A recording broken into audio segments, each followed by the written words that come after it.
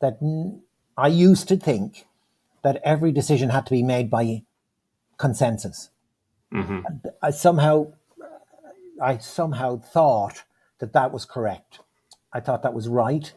I've subsequently changed my mind on that, and so I think you're raising the possibility of too much collaboration is another way of saying perhaps we were going for consensus in everything.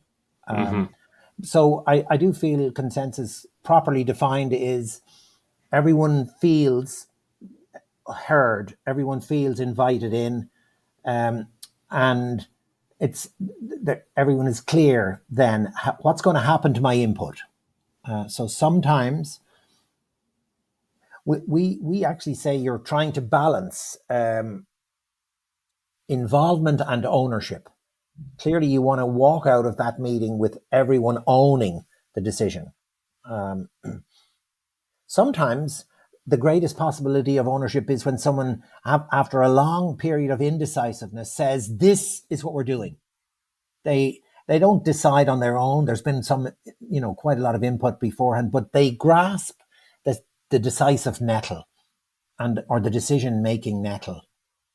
I do think gathering input from individuals can happen in one meeting, and then maybe we come back together and someone says, "I've reflected on that. We've made it. This is the decision going forward." Another alternative, of course, is that you gather together in the group and everyone does go for consensus. Now, I think little parameters have to be built in there. How long will we spend doing this? In my experience, is a fantastic little invitation to say we'll go for consensus. Let's go for consensus and spend an hour hopefully getting there, or a day, or a month, or a quarter, but whatever is appropriate. But in the event of us not reaching consensus, we will have a fallback decision-making methodology. And the fallback could be to a subgroup would make the decision, an individual would make the decision, or we'll delegate that decision.